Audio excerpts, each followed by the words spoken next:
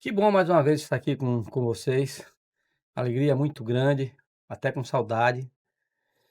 Aqui na presença aqui de professor Nilton Mota, nosso grande guru, um convidado ilustríssimo, uma pessoa que tem prestado um serviço muito grande ao futebol de base do Brasil, porque ao longo de muito tempo se dedicou à base, né, na captação de atletas, cria também de professor Nilton Mota. E vai poder agregar bastante aqui, contando algumas histórias para a gente das descobertas de seus talentos, né? Dando dicas, inclusive, para você que quer ser jogador de futebol, para você que é pai, que pensa que seu filho pode ser um grande jogador de futebol. E esse aqui tem um olho muito bom, muito tempo eh, de história na base do futebol brasileiro e com certeza vai agregar bastante aqui para todos nós. Eu me refiro ao professor Ivan Conceição. Ivan, seja muito bem-vindo ao nosso podcast. Obrigado, Reginaldo, pelas palavras assim, tá com Newton Mota aqui, que foi uma pessoa que primeira pessoa que me deu a oportunidade no meio da bola, do futebol, né, juntamente com não posso esquecer de Orlando da Hora, né, que foi uma pessoa que foi me buscar no interior, aonde eu tive a minha primeira oportunidade fazendo um estágio no Esporte Clube Vitória, assim. Então, muito feliz de bater esse papo com você, Reginaldo, e com o Newton Mota, que você é o fera da base. Massa, Ivan. E aí, Mota? Nosso amigo pintado aqui no Popular, né? Bom ver Ivan. Ivan desse profissional, assim, mil e uma utilidades, porque além dele ter um olho bom, que você ressaltou, Ivan tem perseverança, porque tem observador que é preguiçoso. E Ivan, se precisar passar o dia todo vendo jogador, ele faz. Então, ele, além de ter bom olho, é uma pessoa dedicada e já trabalhou em parte administrativa, comandando setores de futebol. Quando Talisca fundou seu clube, o Olímpia, entregou a ele a coordenação. Então, Ivan é uma pessoa extremamente experiente, mas o seu forte, efetivamente, é o olho de atletas, de trazer atletas e se sinta em casa e bem-vindo. Obrigado, seu Mota. E aproveitando esse momento, Reginaldo, falando que Mota falando a questão da experiência, alguns setores, e eu sempre falo que o Itaúna, né, foi uma faculdade para mim, né, porque quando eu recebi o primeiro convite de Mota para ir para o Itaúna, a gente estava no Esporte Clube Bahia, né, e chegando na cidade de Itaúna, Mota disse: ó, toma conta de tudo aí, né. Então lá, naquele momento da transição do Itaúna, né, que era um projeto do Cruzeiro, né, e ali eu fazia parte de todo o processo, registro, a cozinha, o Sei. monitor, todos aqueles departamentos eu tive uma experiência ali, né, uma convivência muito boa. Então aquilo ali foi uma faculdade para mim, o Itaúna, antes de ir para o Cruzeiro e depois retornar para o Bahia. Aproveitando até esse momento, eu quero que você até mostre para a gente essa sequência, como é que foi. Você começou no Vitória, através de Orlando da Hora e Mota. Isso foi em que ano aproximadamente? Ou então, quantos anos você tinha? Eu, na verdade, Orlando da Hora me trouxe do interior em 1998, né? 98. E Foi aí quando você entrou de fato para. Na verdade foi o primeiro estágio meu, né, Sei, pra dentro do Vitória, entender como é todo aquele processo da divisão de base, né, que a gente via tanto no interior, só na televisão, né. sim, E ali eu tive o prazer de de conviver conviver. com todo aquele os profissionais que estavam ali naquela época, era muito profissional bom, Bom, muito bom, é, e jogadores sendo revelado a todo momento. e assim, e o momento que o Vitória vivia nas competições, participando lá fora, né, título. Então Sim, imagina um jogador do sub-14, quando ele chegava no sub-18, imagina o currículo que ele é. já tinha de tantas competições. Você ficou quanto tempo aí nesse período aí no Vitória? Porque Não, depois esse período lá só foi um estágio de 3 de meses, 3 né. meses. E aí depois retornei para o meu interior, né, lá no Sim, Pilar, assim, que na verdade eu nasci em Juazeiro, Você nasceu em né, Juazeiro, mas eu fui criado no Pilar, que é o distrito de Jaguarari, de Jaguarari, né? um lugar assim que eu amo, que foi um lugar que me deu muita oportunidade Sim, sim. de eu crescer, de manter meus projetos lá, social, fazer um trabalho de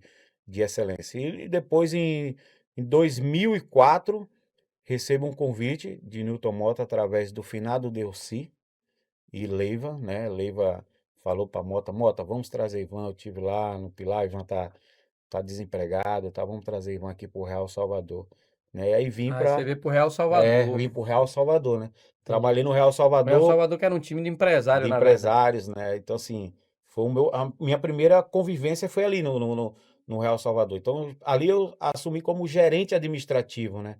E assim, assumi tudo aquele trabalho que Mota já estava ali, né? Que Sim. depois, logo depois, Mota foi para o Esporte Clube Bahia. Depois o Real Salvador fechou, e aí eu fiquei até com aquele negócio na cabeça, pô, vou voltar pro interior de novo, velho. E aí, meia-noite por aí, recebo uma ligação de Mota, né? Mota, e você ainda tá na fazenda do Real Salvador? Eu falei, tô, seu Mota, eu tô esperando aqui. O Tadeu vim fazer aqui um relatório comigo para entregar todo o material que tinha ali na fazenda, né? Que era Sei. do clube. Eu lembro onde É, era. isso. E aí, Mota disse, tá, Tom, então depois que você fizer todo esse relatório aí, entregar a Tadeu, eu quero que você se apresente aqui no Esporte Clube Bahia. Nossa, fiquei muito feliz Pô, pelo que massa, convite, né? né? Nossa, sair do interior, trabalhar no Real Salvador e logo depois receber o convite Vai para pro Bahia. trabalhar no Bahia, um time É. assim, campeão 88, né? Uma história, né? Sim, Os sim. dois clubes da Bahia, Bahia e Vitória. E aí, quando eu cheguei no Bahia, eu fui como gerente. O seu Mota me botou como gerente de campo, né? Sei. Imagina aí eu ali no meio daquelas feras, né? Que tinha ali aqueles treinadores, supervisores, tudo ali. E ali eu fui ganhando espaço, graças a Deus. E logo depois, Mota recebe o convite para ir para o Itaúna, né? O Itaúna que era o projeto Do do Cruzeiro Cruzeiro, né? Aí Mota me entregou esse cargo lá, né? Que também. foi vários setores. Depois o Itaúna, Mota saiu do Itaúna, foi para o Cruzeiro. E aí onde foi que Você quando chegou, também foi pro Cruzeiro? foi, quando chegou no Cruzeiro, eu falei seu Mota, né? Que aí eu queria ser observador técnico, que era a minha vontade de trabalhar como observador técnico, buscar, entendeu? Ter esse olho clínico em cima dos Do talentos talento, do né? talento ali. Então, assim, aí começou minha história devagarinho, graças a Deus, e eu fui conquistando espaço com muita humildade. Aí do Cruzeiro, Eu retornei para o Bahia em 9. 2009, em 2009 com Mota, né? E aí Mota já me deu um cargo lá de coordenador de captação. E aí foi onde a gente fez um trabalho muito bom dentro do Esporte Clube Bahia, né? Jogos, busca de talentos, né? Então, assim, a iniciação, as pessoas pensam que a iniciação começou agora, não. A iniciação já tem muito tempo no Esporte sim. Clube Bahia, entendeu? Eu lembro da turma que a gente montou muito forte e foi com a geração do Biel, né? O Biel, Alexandre Paco, Danilo. Não sei se eu estou errado, né, Mota? Em 2009, quando a gente Sim. retornou, entendeu? Então, aí começamos a fazer um grande trabalho Aí ali. depois do Bahia, você. Depois do Bahia, o Mota saiu, eu recebo um convite, né, através de João Paulo. João Paulo e Orlando da hora 1h35 da manhã. Pô, Faz eu me encontrar no hotel com ele, né? Com o João Paulo, com Orlando. E Mota também. Mota tinha saído. Foi isso. E aí eu fui para o Vitória, né? E quando eu cheguei no Esporte Clube Vitória, João Paulo me fala o seguinte, ó, você vai vir para cá com a mesma função da sua carteira como coordenador. João Paulo era o coordenador na época. O João Paulo era o coordenador. E ali ele disse, ó, é, sua carteira vai continuar como coordenador de captação, mas é você e Baiano aqui, entendeu? Porque Baiano eu preciso dar uma oportunidade também. Baiano já está comigo há muito tempo, era o braço direito de Carlão, né? Sim. E ali fiz um bom trabalho ali também dentro do Vitória. Ficou quanto tempo lá, Ivan? Eu fiquei 4 anos, 4 anos, né? 4 anos. E aí depois saí do Vitória. Fiquei um tempo desempregado, fazendo só prestação de serviço mesmo. Depois assumo o Esporte Clube Olímpia, né, que é o time de Anderson Talisca, Talisca. né? E aí fizemos um bom trabalho, mas infelizmente o clube teve que dar uma parada, né? E aí depois ser diretor de futebol do Docimel, né? Conseguimos tirar o Docimel do rebaixamento, naquela época era minha gestão. E aí, mas não dei sequência, isso aí foi por motivo da minha mãe, que minha mãe ficou doente, tive que ir para o interior, ficar um tempo lá com ela. E aí, já no interior, eu recebo o convite, né, de Vicente para retornar para o Pro esporte, Bahia. para o Bahia, né? E aí, Vicente me liga, falou, ó, quero você ou como captador, que a gente sabe que Aí você você ama. ficou até agora, dezembro. Fiquei até agora, até dezembro, né? Depois já assumiu o City, né? Com a chegada de Marcelo, que assim abraçou a gente, entendeu? Juntamente com o Pedrinho, com o Breno, com o Igor, né? Sei. Então, assim, eu tive a oportunidade de trabalhar com eles, escutar eles, entendeu? Então, mas infelizmente agora em dezembro eu tive que sair. Mas é isso. Então tá aí, viu, pessoal? Diretor aí, nós temos aqui uma pérola na base, um grande conhecedor de base, com extrema competência, com extrema experiência, e tá no mercado, viu? Tenho certeza que Verdade. por pouco tempo Amém, já soube aí que tem conversas aí, né? amém. Mas a gente torce, Ivan, que você continue com o seu trabalho. Você, além de ser uma pessoa competente no que faz, é uma pessoa que sempre atendeu a todos muito bem. Acho que é uma característica das pessoas também que trabalham e que trabalharam também com Mota. Sempre foi um cara dado com todos, muito humilde, né? Isso é extremamente importante para quem trabalha É, com base, né? Eu acho que é muito importante porque você trabalha com o sonho de crianças e de famílias, é. né? É uma coisa de muita responsabilidade. Isso é fundamental, né? A questão do tratamento, né? Com as famílias, principalmente com os atletas, né? Que chega porque o pai tá ali, a mãe tá ali, vem trazendo o seu filho e a gente sabe que, na verdade, ali o sonho é do garoto, né? Mas o pai tá ali, a mãe tá convivendo e esse tratamento da recepção tem que ser muito boa, Sim. entendeu? Em geral, porque o setor de captação é a porta da entrada do clube, né? E aí a gente tem que passar todo esse processo, primeiro que tem dentro de um clube, né? E para o pai e para a mãe. Eu acho que isso é perfeito. A gente até já falou isso no passado, né, Mota? De que essa fase de receber bem, não é? Eu acho que é extremamente importante para o desempenho do atleta na É avaliação. fundamental, porque às vezes o jogador ele não é bem recebido. A recepção é fundamental. Eh, no tempo áureo do Vitória, a gente incumbia Leiva, que era nosso observador, ele tinha essa função de poder receber o atleta. O atleta, às vezes, a primeira saída de casa, ele não se adapta bem, às vezes ele fica tímido, ele não produz logo o que ele mostrava em sua cidade. Então, a recepção é fundamental para que ele possa se familiarizar. Por isso que você vê nas histórias do futebol atletas que na sua infância, na sua adolescência, ele experimentou ser reprovado em vários clubes para ele poder finalmente vencer. Então, a recepção uma parte importantíssima para quem faz futebol, para quem traz jogador de fora para alojar, a recepção é fundamental. Daí a gente já entra numa polêmica aqui, e eu já vou lhe botar nessa polêmica, nesse bolo, antes da gente até colocar um videozinho, mas aproveitando esse gancho da questão da recepção. Porque, na verdade, quando você submete qualquer pessoa a uma prova, isso é difícil, mexe no psicológico da pessoa, de um adulto. Sim. Qualquer adulto, quando vai fazer um vestibular, ele treme nas bases. A gente ouve até, em vários momentos, o próprio cantor falando que quando ele sobe ao palco, mesmo já sendo maduro, ele fica nervoso até cantar a primeira música.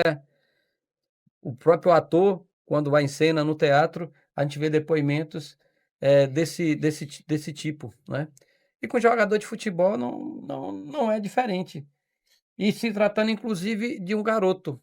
Daí eu lhe pergunto, porque o garoto, ele sai do interior, como o Mota falou. Só que ele vai ser colocado à prova, a teste, não é?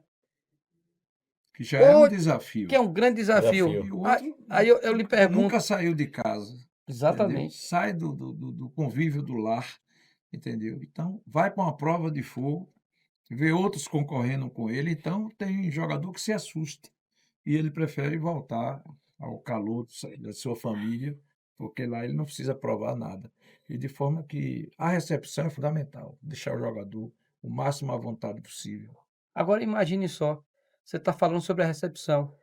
Quando eu lhe falei que já ia lhe colocar numa aprovação, é o seguinte: imagine você submeter um garoto simplesmente a uma avaliação de 5 dias. Será que com 5 dias dá para de fato ver alguma coisa? Como eu tenho visto, hoje você viveu todo um processo, Ivan, desde novo até hoje, não que você seja velho, você é jovem, mas você viu esses momentos que antes você tinha uma avaliação de 15 dias, de 20 dias, você dava tempo para o atleta, de fato, mostrar o que ele tinha. Hoje a gente está vendo vários clubes fazendo teste com 5 dias e querendo que o menino consiga ter uma performance muito boa com 5 dias, mudando o menino, inclusive, de um estado para outro. Eu acho isso impossível. O que é que você acha? Fica à vontade, dê sua opinião, né? Eu estou aqui, inclusive, para aprender com você É, também. isso, na verdade, Mota sabe bem disso. Isso depende de quem está na gestão, quem está coordenando e quem está no departamento de captação, né? Primeiro precisamos entender todo o processo de uma captação, né? Eu não consigo entender que um jogador ele pode ser visto ali durante só 5 minutos, né? Eu acho que uma avaliação durante uma semana, eu acho que o garoto precisa ter ali vários processos avaliativos, entendeu? Para que a gente possa entender o desenvolvimento dele, né, em todo o processo que existe dentro das 4 linhas, né? E a outra situação, a gente precisa entender de onde o garoto está vindo, né? Qual o trabalho que ele está tendo lá? Qual o conteúdo que ele está tendo lá? Será? Porque talento ele tem. Alguém mandou ele porque ele sabe jogar, né? Mas durante uma semana ele não vai conseguir mostrar que todos esses atletas já estão numa base durante 1 ano, 2 anos, 3 anos. Não vai conseguir. Então eu acho que já está dizendo o talento. A primeira palavra, né? É isso. Segundo, tem que ter tranquilidade, calma para olhar, explorar o máximo dele para que você, antes de você tomar uma decisão com um jogador de talento. Não, com certeza. Eu acho que é um assunto que a gente sempre toca aqui. Vejo que os clubes têm perdido muito dinheiro, Mota, porque você gasta muito com a captação, e aí depois você traz o menino e submete esse garoto a uma avaliação muito rápido. Então você acaba perdendo dinheiro, porque o garoto, ele precisa de um certo tempo no primeiro momento para se ambientar, que eu já diria que seria só esses 5 dias para se ambientar. Me perdoe, eu acho que nem mesmo que você submeta aquele garoto às 8 horas comerciais de treino, mesmo com vários mecanismos, você vai conseguir a melhor performance dele, porque ele tem um processo primeiro da ambientação psicológica, que vai interferir diretamente no rendimento dele. Então, acho muito precipitado uma avaliação, essa que é feita aí na maioria dos clubes aí com apenas 5 dias. Aí se fala o seguinte: "Ah não, mas é porque com 5 dias a gente verifica se o menino está muito abaixo". Meu amigo, mas se por acaso a cabeça do menino não tiver boa, ele pode ficar muito abaixo e ser um bom jogador. Ele pode ficar muito abaixo em 5 dias e ser um bom jogador, porque o psicológico dele ainda não conseguiu se adaptar àquela realidade, entendeu? Então eu acho precipitação, questão de opinião. Vou pedir a Pedro aí para soltar um vídeo, talvez vocês já tenham visto. O princípio do futebol, acho que eles estão se equivocando muito. O princípio do futebol são técnicos. É bom passe, bom domínio, bom cabeceio, bom chute. E nós, jogadores atuais, nós não, os jogadores, eles não se preocupam muito em ter esses fundamentos perfeitos, base. aprimorados, fazendo muito bem. Mas tem que aprender na base. Então, é isso que eu tô falando. É Ele vem isso. da base Cheio de defeitos. sem esse fundamento básico. Cheio de defeito. Não é não? E não dá pra pegar. Peraí, você com. Hoje não, eles começam com Djalma. 8 anos. Não Djalma. começa nem com. Eu comecei com 14. Né? Lógico. Cabeceio. Todos os fundamentos que são fundamentais para que você possa jogar o futebol. E a partir daí, você vai desenvolver a sua característica. Cada um tem sua característica, mas você tem que ter o básico. Chuta bem, passa bem, dominar bem, cabecear bem. E isso foi se perdendo muito. E na minha concepção, esse é o motivo no qual nós hoje não formamos jogadores extra classe, Por quê? acima da média. Bons nós temos muitos jogadores, mas extra classe que nós tínhamos a balde, a rodo, assim, ó, tem um ali, tem outro ali, tem outro Porque os treinadores de base hoje do futebol brasileiro, isso é geral, né? Geral, com algumas exceções que a gente também tem que falar, bons trabalhos de Eles base. aboliram as leis, os princípios da bola. Driblar, em especial. Driblar. Mano a mano, passa pelo adversário, dá um tapa pro fundo, dá um tapa pro meio, Se vira, pedala, se vira. mas vem em velocidade, não para. Se parar, acabou. Porra. Eu gosto de conversar contigo, Se mané. parar, acabou. É, não é? Porque você vai posicionar o adversário. Agora, você vem em velocidade, você mata ele. Eu tô com um moleque de 8 anos que eu falo isso, falo assim, ó, tu leva a bola pra cima do cara, quando chegar bem pertinho dele, dá o tapa pra qualquer lado, não precisa nem driblar muito. Teu filho? É. Você fala pra ele. Chega em velocidade, tudo que o mané... A gente aprende, né? A gente escuta e aprende. Em velocidade, sai pra direita ou pra esquerda, dá o tapa. Não precisa nem da pedalada. Não, Sabe por que eu pedalava e dava elástico? Porque eu não tinha velocidade. Aí eu tinha que enganar eles. Se eu tivesse velocidade, eu já dava o tapa e tchau. Se eu fosse que nem o Milha, só assim, ó, virar, né, Milha? Só aqui, ó, tchau. Milha só metia o tchau. Não achava mais. E aí, Mota, me fala aí. Muito certo. E isso, você viu o Djalminha falar que ele começou com 14, entendeu? Começar cedo não é o ideal se o começo não for bom, né? Então, o que é que está acontecendo? Nós, já é uma coisa batida, surrada, todo mundo sabe que perdemos a rua. Não tem mais a rua. Perdemos a rua e a rua era um grande mestre, porque as adversidades para se jogar futebol em campo de ladeira, de barro, isso e aquilo, os meninos fazendo baba sem árbitro, desenvolvia autonomia, ele perdia a bola, repetia, ele tinha ousadia de tentar um drible e não tomar esporro. Então, o que é que acontece? Isso tudo mudou. Então, nós perdemos o maior mestre, que era a rua. Deveria ser compensado com os mestres fazer com que o desenvolvimento do atleta fosse baseado no que a rua oferecia. Hoje, os treinadores, eles querem mostrar serviço. Os treinadores trabalham mais para ele do que para o clube. Eles querem, os jogadores têm que fazer exatamente o que eles fazem. Então, os jogadores hoje não têm autonomia, os jogadores hoje dominam mal, passam mal, cabeceiam mal, chutam mal, porque não há repetição. Os meninos novos não aprendem, e quando chega com 17, 18, 19, 20 anos, os treinadores dessa categoria dizem que já é tarde para eles desenvolverem, que eles não precisam. Então, o que a gente vê hoje são poucos gols de fora da área. O que a gente vê hoje são cruzamentos ruins, jogadores dominando a bola com imperfeição. Então, os treinadores têm que botar na cabeça que, se ele melhorar individualmente cada atleta, o contexto geral, o todo, vai ser forte. Quem ganha o jogo é o atleta, para o treinador. O treinador influi no resultado, claro, mas quem vai decidir é o treinador. Então, você vê, eu estava comentando sobre Juba. Juba, no último jogo contra o Fluminense, que ele ganhou de 1-0, veja onde um lateral esquerdo se projetou. Com certeza absoluta que o máximo que Rogério Ceni fez foi dar liberdade a ele, incentivar. Ele, povoado por 6 jogadores, recebeu uma bola, dominou bem, entendeu? E fez o gol. Então, isso, ele deu uma vitória ao Bahia. O normal ali era ser empate. Então, quem ganha o jogo é o atleta, é o jogador. E o treinador tem que preparar que cada jogador possa executar. E, diferentemente do que a gente vê hoje, que a gente vê jogo de criança 0-0, 1-0, com poucos gols. O jogador perde o medo ou perde a coragem de driblar, de partir para cima, de fazer um gol. Os laterais não passam. Então, times de criança já engessado pela parte tática.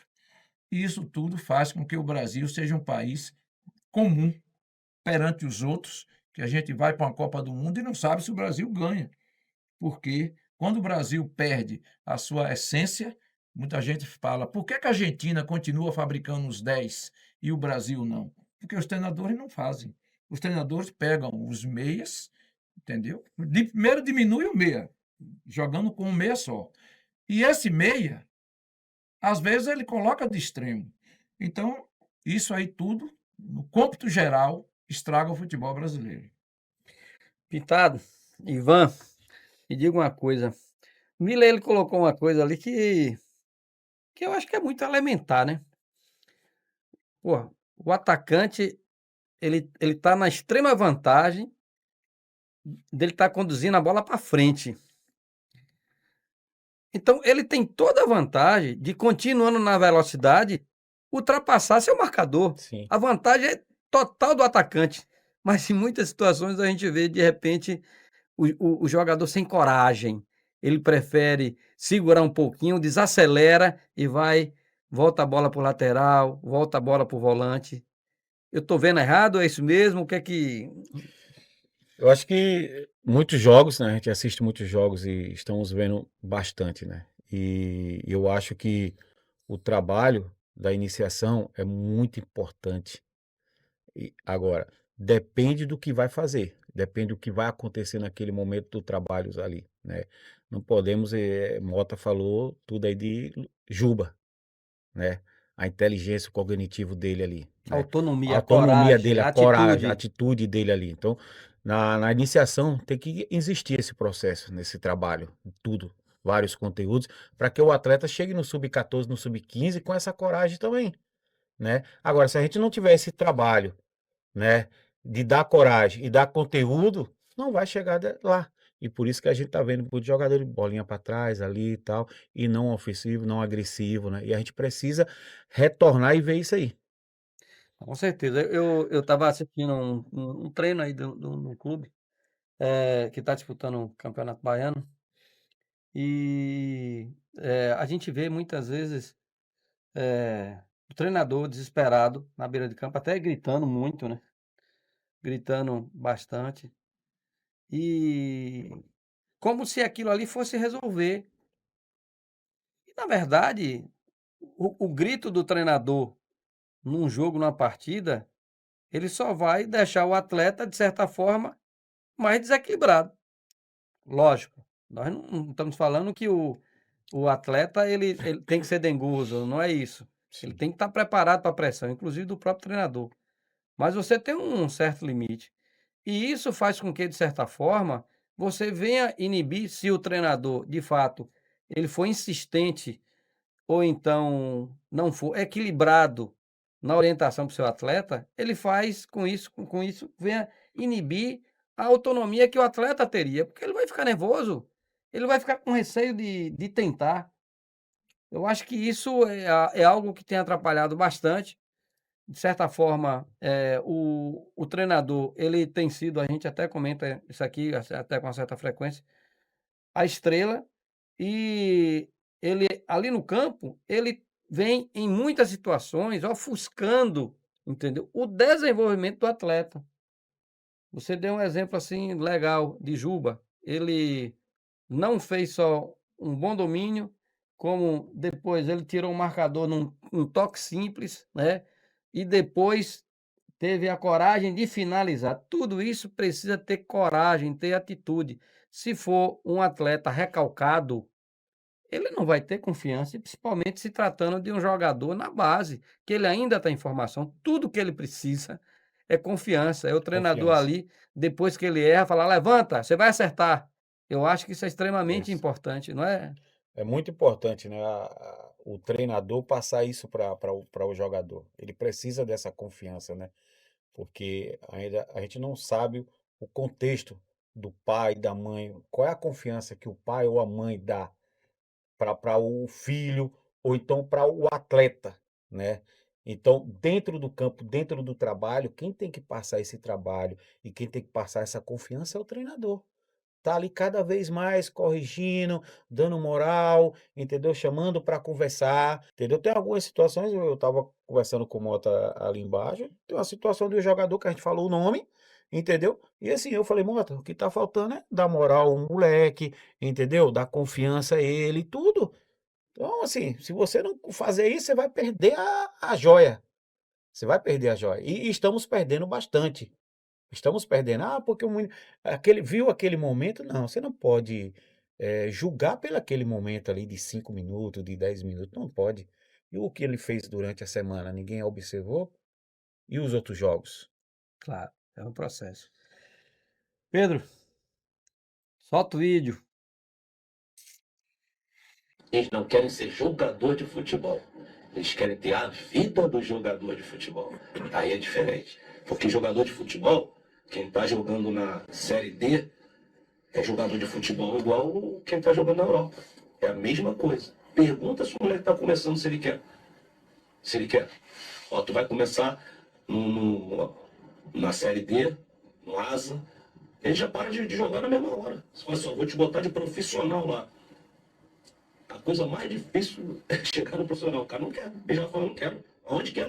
Nesse time lá da quarta divisão, não vou.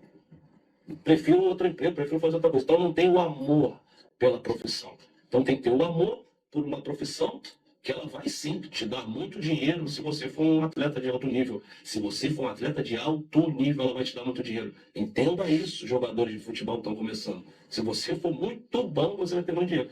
Senão não é assim também o futebol. E aí, Mota? Djalminha também é muito feliz nisso. A realidade é que nós estamos adultizando, né, termo da moda, o futebol. Eu vi essa semana um jogador, foi até da nossa academia, um jogador nascido em 2017, com a camisa do time, assinando. Quer dizer, o jogador nessa idade, antigamente, sub-8, ele não fazia teste, ele não era dispensado, ele não assinava nada, não mexia com os brios, a única coisa que ele fazia era brincar. Brincar, pedalar. Você vê jogador ambidestro no Brasil? Muito pouco. Por que até grandes craques são canhotos, jogam na direita e na esquerda? Se todos fossem ambidestros, não tinha esse problema. Então é sinal de que o Brasil não ensina, na sua divisão de base, o desenvolvimento do pé contrário, de que isso que está acontecendo. Então, todo mundo pensa alto, o jogador cedo começa a ter empresário, o jogador cedo já tem sonhos arrojados e ele deixa de brincar. O pai cobra, o treinador cobra, ele diz como é que ele tem que jogar e ele perde a autonomia, ele perde o desembaraço, a improvisação e ele fica um jogador que ele, na parte melhor do seu desenvolvimento, ele não aproveita. Então, essas coisas todas interferem no produto final. E nós vemos hoje clubes vencedores, sub-20, sub-18, sub-19, sendo criticados, porque não tem jogadores de grande talento.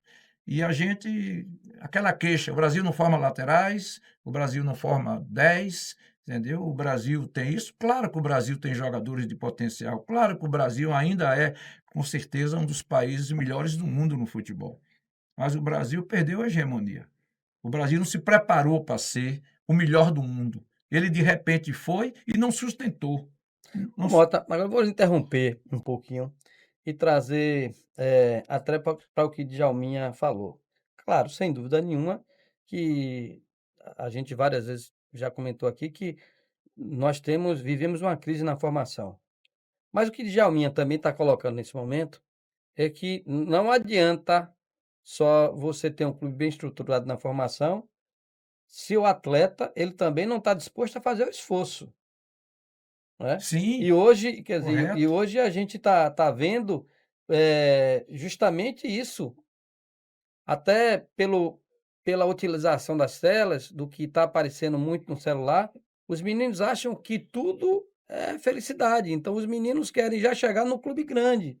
Os meninos querem já chegar na Série A, sem fazer aquele esforço que deve ser feito para você Sem a chegar dúvida. àquele momento. Eu acho que Corretíssimo. é necessário o garoto pensar em relação a isso, né? Não tenha dúvida. Eu ia chegar lá, né? Hoje os jogadores não se empregam e não têm um amor à causa, à profissão, ao sacrifício, entendeu? O jogador hoje, como o pessoal brinca, vai de Uber, treinar de Uber, volta de Uber, entendeu? Então, o jogador é cheio de regalias, ele tem a questão da vaidade, nunca teve tanto fotógrafo no futebol, porque eles se preocupam muito com a foto, com o que eles vão publicar. Então, na realidade, eles não se dedicam, eles não têm, assim, a dedicação, além dessas deficiências que não o tornam um grande jogador, mas o pensamento dele é grande. E Djalminha está certíssimo. Quem quer pensar, meu sonho é jogar num time da Série D? Jamais alguém vai dizer isso. E muitos deles não conseguem jogar nem no time da Série D. Então, tudo isso em conjunto e havendo um incentivo para que eles façam isso, fazem com que hoje existem grandes possíveis talentos que não viram talentos porque eles não evoluem, eles não se dedicam, eles não vestem a camisa e efetivamente o sonho deles não são realizados. Quando a gente está falando aqui de você, jogador, não ter como meta jogar num time da Série D, na verdade nós estamos falando o seguinte, que na realidade, porque no futebol tudo pode acontecer de uma hora para outra, independente se você está jogando no time da Série D, da Série C ou da Série B, de uma hora para outra sua vida muda. Eu dou até um exemplo muito claro, agora recentemente um jogador nosso, Heron, ele há 2 anos atrás, ele foi artilheiro pela Série D Isso. no Caxias. Fecha. Pronto. Daí ele foi para o Japão, já está lá 2 anos e bem. Então, na realidade, você tem que valorizar a oportunidade que você tem. E não imaginar que na vida todo mundo começa por cima. Não é assim. Se lhe falaram isso, é mentira. É mentira de internet, é fake. As pessoas começam lutando, é de baixo. E tem que ser persistente. Porque a gente não sabe exatamente a hora, Ivan, que a coisa vai dar certo. Na Sim. vida é assim, não é só no futebol. Então você tem que estar preparado o tempo todo para, na hora que o trem apitar e chegar, você está lá na estação. E quem vai estar lá é aquele jogador atencioso, disciplinado, esforçado, perseverante. Aí sim, esse jogador de uma Série D, de uma 4ª divisão, de repente até no futebol estadual, ele pode, de uma hora para outra, ele ter uma grande oportunidade de mudar a vida dele. Então, esse é um raciocínio que a gente tem que passar para você que é jogador de base, porque isso também A acontece na base. gente já falou um exemplo disso, Reginaldo, de que 2 atletas, Hércules do Fluminense, um volante hoje super moderno, de qualidade, um volante que faz gols, e Eric Pulgas, que foram jogadores do Atlético do Ceará, que é um time que talvez tem série, né? Não sei se está na Série D. Então, a grande população do Brasil faz com que vários jogadores tenham que botar isso nos seus sonhos, que ele tem que, às vezes, começar num time pequeno e num time médio, para de lá mostrar seu futebol e ir para um clube grande. Ir para um clube grande de vez, logo, às vezes não é possível, só uma minoria consegue. Então, o clube pequeno tem importância, porque tem uma série de jogadores nessa convocação da seleção brasileira que, no seu histórico, eles passaram por times pequenos, eles passaram por times médios. Então, Djalminha acertou em cheio, mais uma vez, nesse depoimento, e é preciso mudar a mentalidade de quem está na divisão de base. Não é só cobrar do clube, não é só cobrar dos treinadores, mas o produto mais importante, o produto é o homem.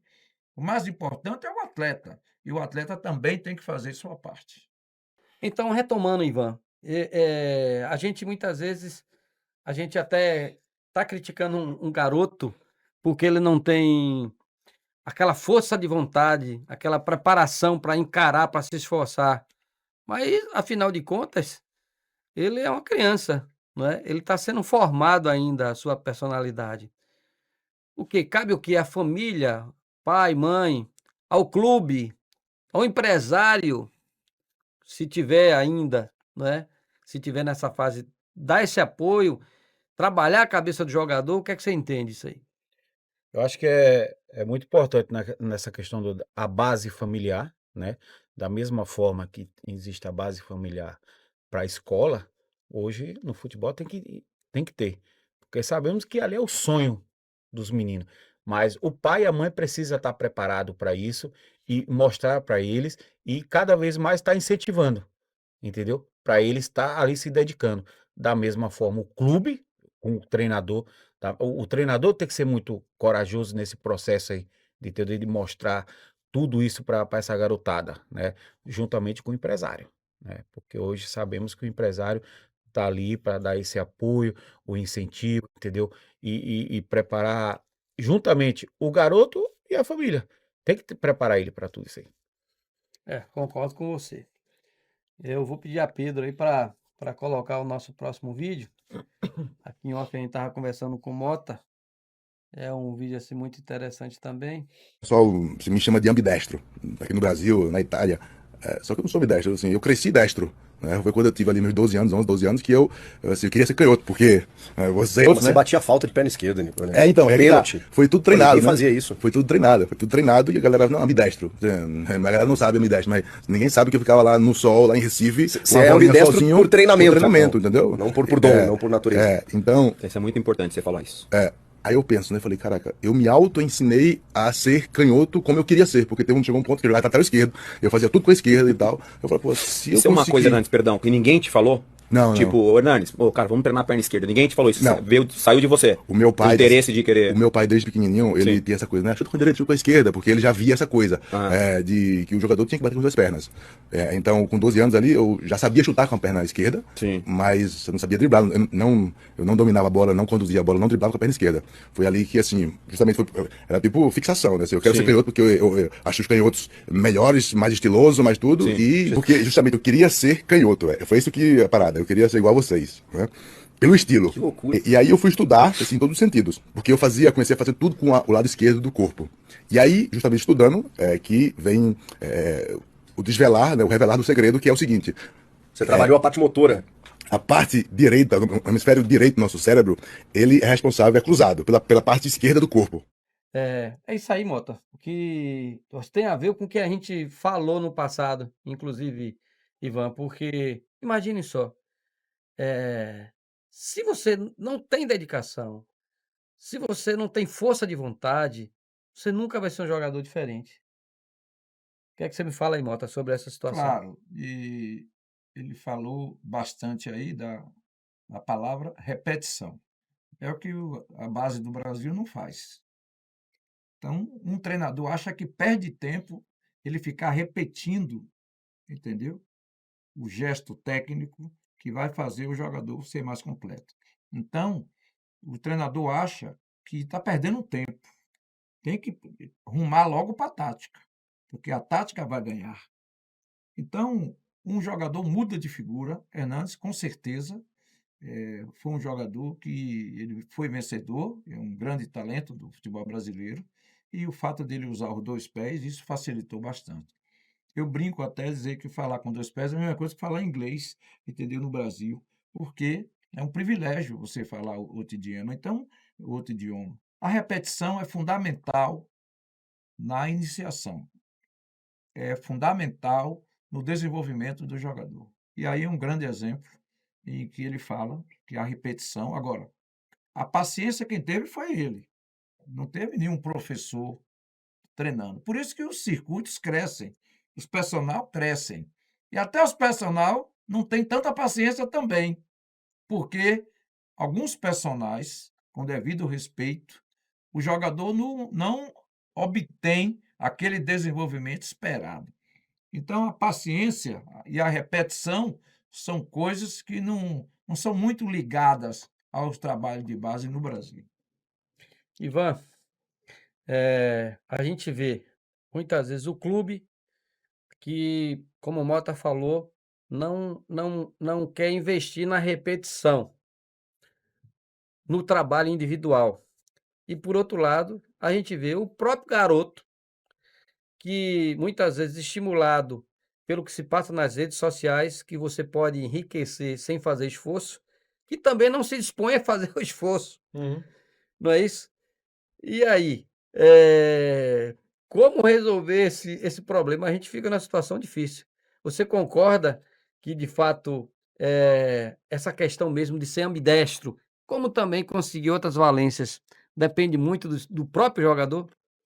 Acredito que sim, e assim, e do próprio treinador, né? Isso vai depender da ousadia. Aí a gente não cobra do jogador que o jogador tem que ser ousado.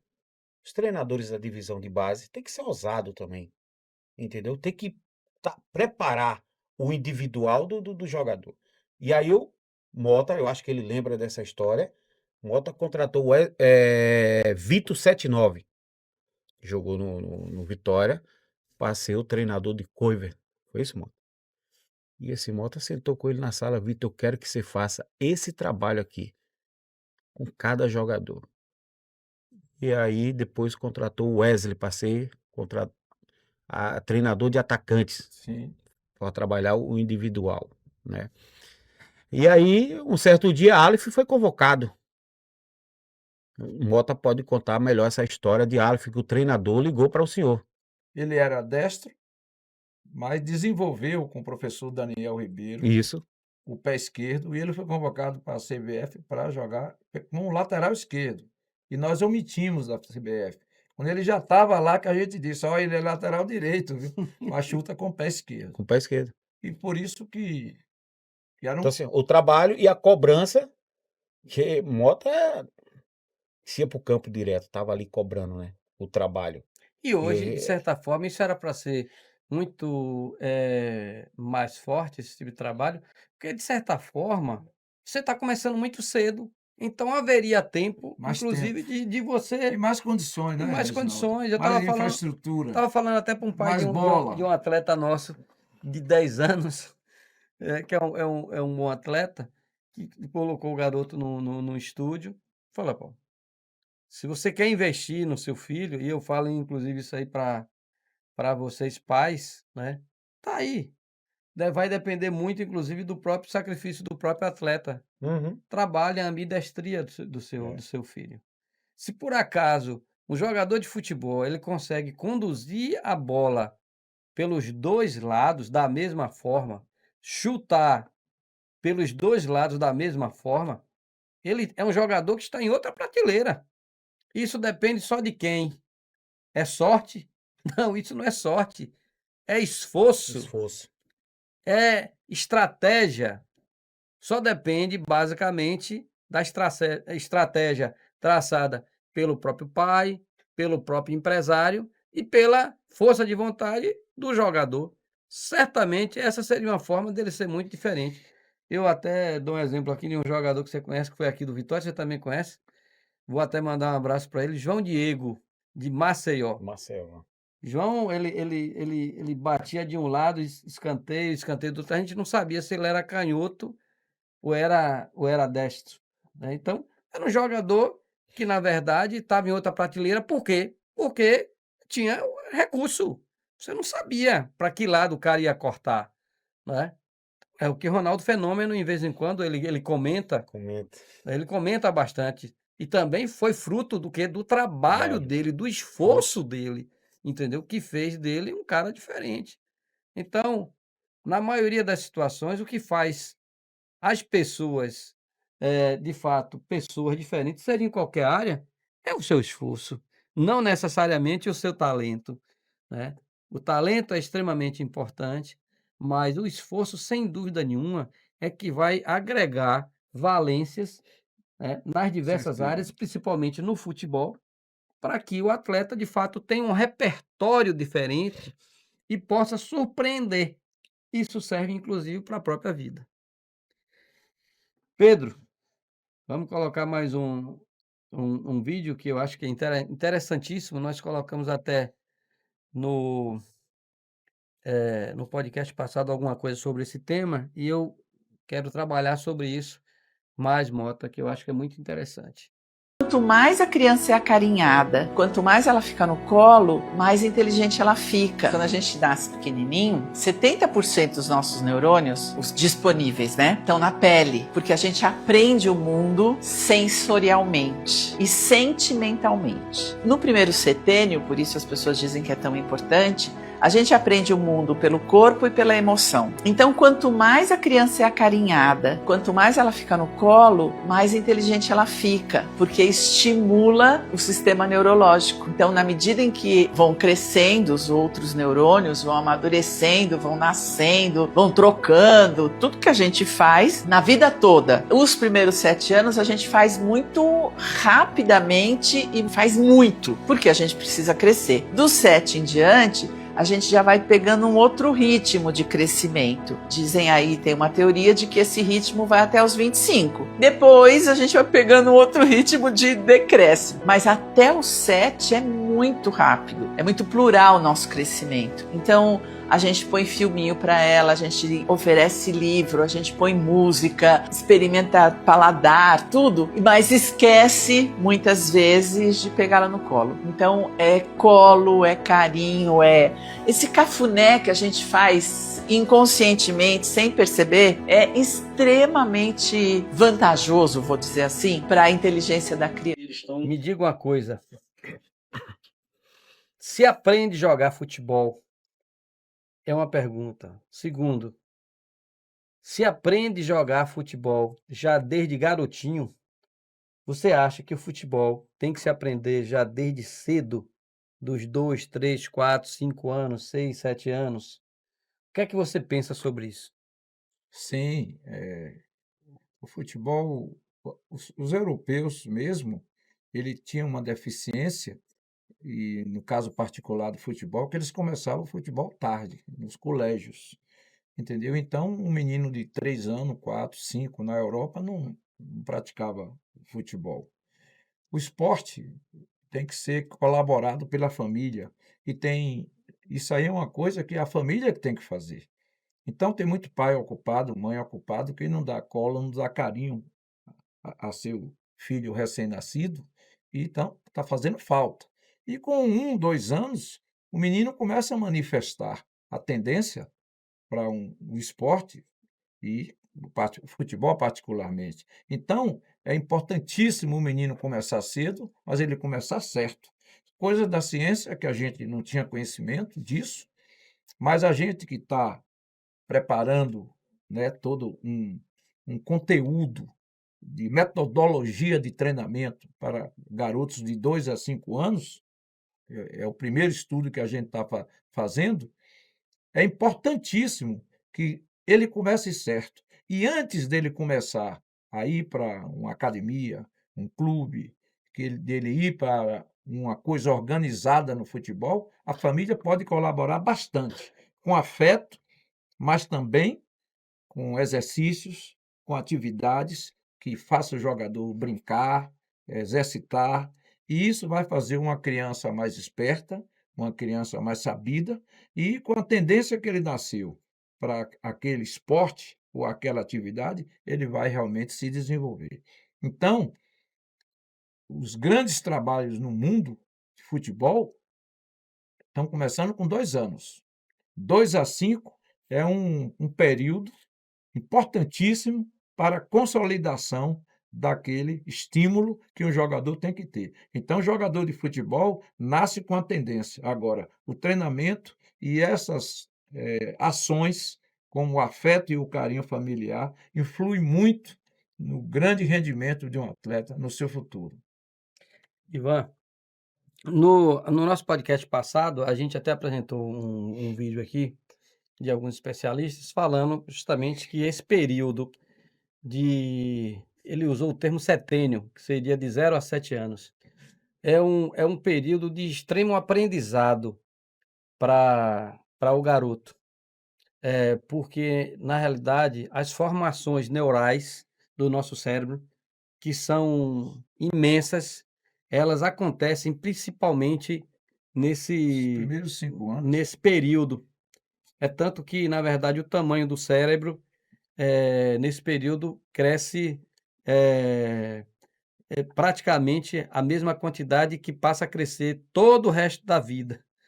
Então, se dando a ideia de que, de fato, esse início, essa fase inicial de idade, é uma idade de extrema importância, não apenas para o futebol, mas para qualquer outra área, principalmente no que se refere à questão de desenvolver o cognitivo do atleta, que é muito importante, né, para o atleta ter esse não necessariamente do atleta, mas do garoto em si, de você já, aos poucos, você já criar aquele garoto que ele tenha facilidade de executar algumas tarefas, entendeu?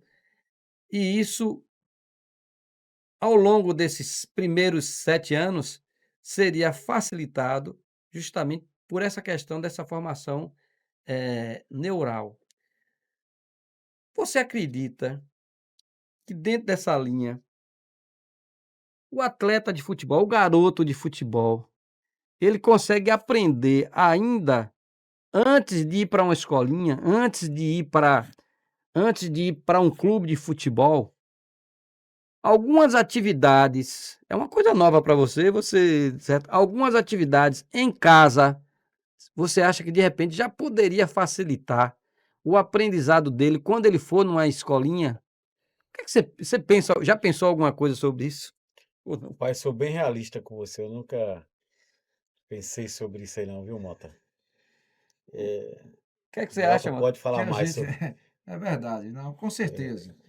O pai tem pai, onde o pai deve se meter, menos é depois dos 70, do primeiro 70. O pai tem Sim. que diminuir, mas o pai pode ter uma participação ativa nesse desenvolvimento que você falou aí. E nós estamos pesquisando isso, entendeu? E a gente está percebendo essa importância muito grande para que quando o atleta com 3 anos, ou com 2, ou até com 4, com 5, que ele entre num clube, numa academia, ele já o faça de uma maneira, vamos dizer assim, mais propícia a ter sucesso e a ter desenvolvimento. Isso a gente não faz parte porque o futebol não começa com 1 ano, com 6 meses de vida, com 2 anos. E de forma que, com certeza, existe, assim, uma participação, uma importância na participação do pai e da mãe, além do afeto, de fazer exercícios, de desenvolvimento dentro do lar, Cognitivo. Cognitivo. para desenvolver o cognitivo. É fundamental isso, e isso é uma coisa muito avançada, moderna, a ciência está cada vez mais completa, mais explícita, então isso aí é fundamental para que o jogador possa efetivamente, quando ele começar, ele já começar na frente dos outros garotinhos de sua idade. E talvez isso seja até a justificativa, para que a gente entenda, porque de certa forma o futebol brasileiro tem perdido um pouco da sua eficiência. Porque no Brasil nós perdemos os resultados causados pela educação física, que naturalmente estaria fazendo esse trabalho, e também pela nossa questão socioeconômica, a os pais, tanto mãe principalmente, que era quem criava os filhos, eles tiveram que se afastar desse processo de criação. Eles tiveram que se afastar, eles diminuíram o contato com seus filhos, porque eles tiveram que trabalhar mais para manter um certo padrão de vida, que passou a ser exigido pela toda uma questão social, e isso afastou e fez com que o garoto ele seja criado, na verdade, por uma colaboradora ou por um colaborador, não é? Uhum. E isso, de certa forma, pode estar, como Mota colocou, a gente tem estudado sobre isso, pode estar, de certa forma, atrapalhando essa formação neural e e nós estamos talvez criando crianças não com deficiência apenas para o futebol, mas para a própria vida. Própria vida.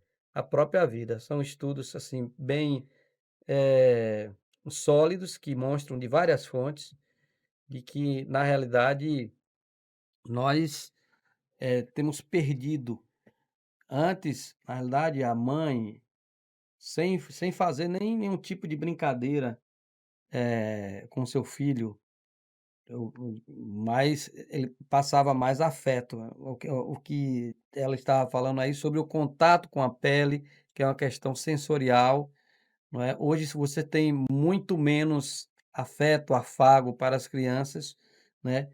E sem se falar, inclusive, do próprio contato da mãe ensinando determinadas atividades que, de certa forma, no futuro iria ajudar.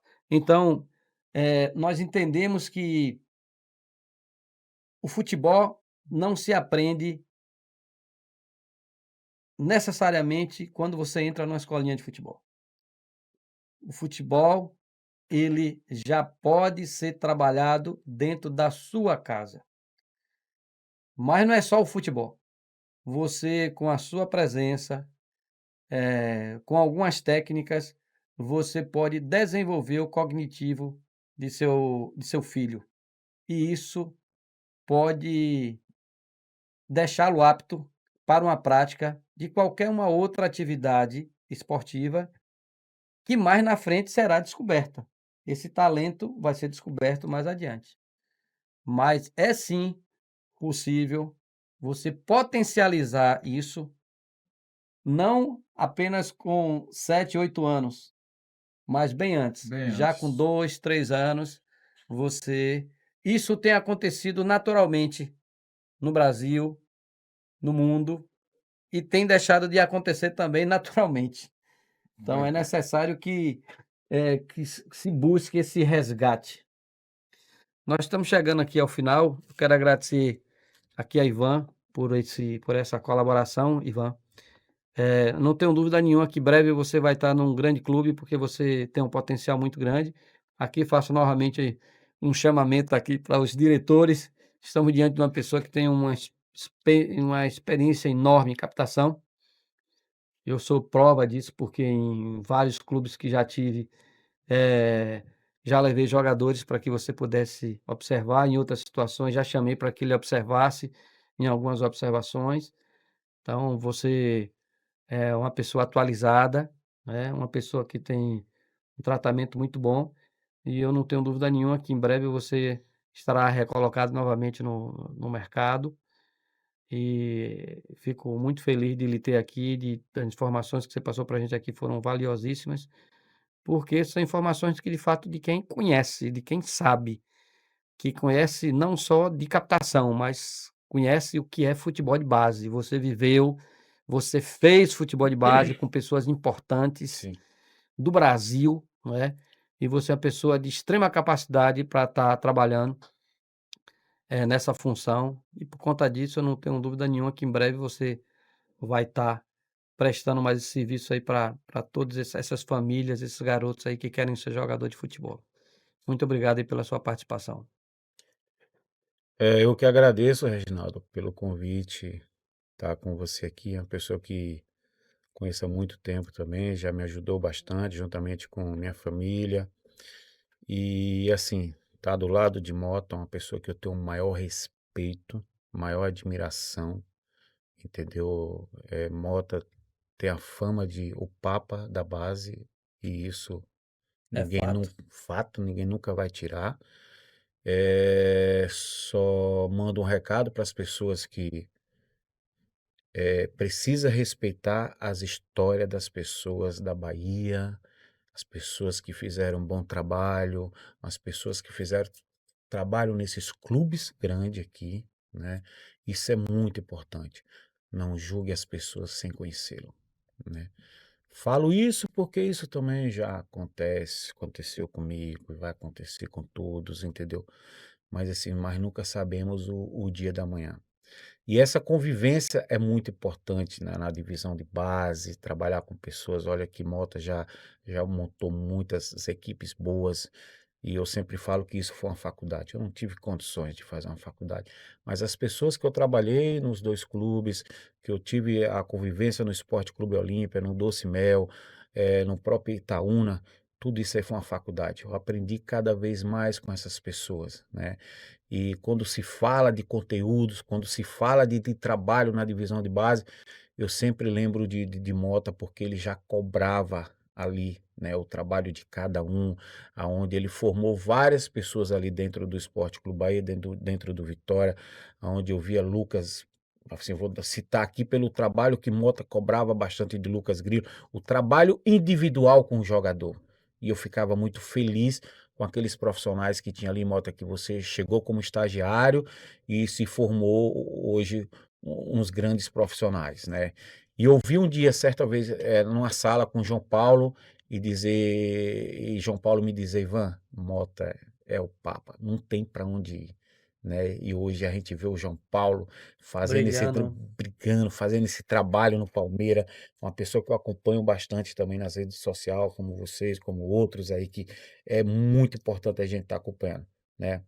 E para os pais, né, assim, o recado que eu mando, eu digo isso porque convivo ainda, além de estar fora, ou estou fora do clube, mas acompanho várias famílias, né, que têm um respeito e têm um carinho, né. Continue incentivando o seu filho da maneira correta, da maneira, bem transparente, entendeu? Incentive, dê coragem, parece que foi o que a gente falou hoje aqui, bastante confiança, né, e que os treinadores possam passar para eles um bom trabalho, né, e tenho certeza que cada vez mais vai melhorar a divisão de base na Bahia. Hoje a gente já vê o Ipiranga, já vê o time de Ratinho, já vê a Jacuipense, já vê a Academia de Mota, o Galícia, né, fazendo um Estrela trabalho, de em Março. Estrela de Março fazendo um grande trabalho, né, reunião das equipes para cada vez mais ter competições, e a gente precisa disso aqui bastante, né, Mota, Isso. competições competitivas para cada vez mais a gente tá vendo. E falo também, volto a falar que Salvador precisa. Mota cobra bastante, eu venho sempre cobrando, através do bairro que eu moro hoje, Jardim das Margaridas, os órgãos do governo, prefeitura precisa incentivar mais os bairros, né, dar apoio a essas escolinhas que tem aí, porque eu acredito muito ainda no trabalho e nos jogadores que tem na periferia, na suburbana, entendeu? Sou exemplo, porque às vezes sempre acompanho e sempre tem muitos talentos lá perdidos, mas precisamos entender o contexto de cada família. Às vezes uma família não tem condições de mandar um atleta um filho de 8 anos, de 9 anos, no Renato. Bahia, no Vitória, no próprio Ipiranga, no Galícia, né. Então, assim, a gente precisa buscar tirar esses talentos de lá e colocar eles nos trabalhos corretos, nos clubes, para que possa formar como atleta e como cidadão. Sim, então muito obrigado de coração mesmo, muito feliz de estar aqui com vocês aqui. Massa, Ivan. Mota. Antes de despedir de você, Ivan, eu recebi um contato de Rony. Rony é de Juazeiro, trabalha com futebol lá. Sim, sim. E o Rony se queixando. Ele prestigia o nosso podcast e ele me pediu que eu desse uma palhinha de que Juazeiro não tem hoje nenhum projeto Sim, sim. sub-20, nem sub-17, nem sub-15, e o futebol está sem perspectivas lá em Juazeiro. O futebol de base, o futebol de formação. Então, Rony, não é só o Juazeiro, esse privilégio, entre aspas.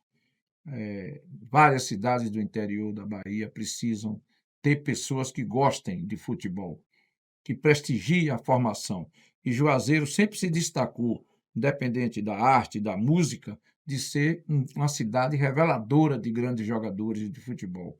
É preciso que isso acabe em Juazeiro e vai aqui a nossa sinalização dessa cidade que não está correspondendo na sua contribuição de inclusão social através do futebol. Ivan, obrigado. É sempre bom a gente encontrar pessoas assim do ramo, entendeu? Porque no futebol, o futebol é dos amigos, né? Tem muito amigo que não é do ramo, e você é do ramo, porque você pesquisou, você viajou, você é uma pessoa que sabe o que é fazer uma avaliação, e você trabalhava com a gente, e quando terminava as atividades da manhã, de 11 a meio-dia, a gente fazia mini coletivos, que a avaliação de jogador tem que ser com coletivo, e fazíamos jogos aos finais de semana. Então, você sabe analisar um jogador, você sabe julgar um jogador, e a gente tem que tirar essa autonomia dos treinadores de clube de decidir.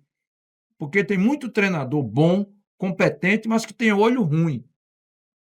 Tem muito treinador bom, que ele é bom para dar treino, mas não é bom para selecionar atletas. E por isso que você é bom de olho. E de forma que você é muito útil a qualquer clube que tenha você como observador. Obrigado pela presença. Pois bem, pessoal, mais uma vez, a gente agradece pela sua participação, a gente fica muito feliz em tê-los aqui conosco. A nossa proposta sempre será, sempre foi, de alguma forma contribuir para você, garotinho, que quer ser jogador de futebol, dando algumas dicas, e aqui hoje nós passamos dicas valiosíssimas para você, valiosíssimas inclusive para seu pai, para seu tio, alguém da sua família que está te apoiando. Força de vontade extremamente importante. Eu te peço que você passe esse vídeo, compartilhe para seu colega, você que é pai, para um amigo, para quem de fato possa se servir desses conteúdos. No YouTube, vocês podem nos achar como Aprendendo Futebol, e no Instagram, Aprendendo_Futebol. Tá bem? Beijo no coração.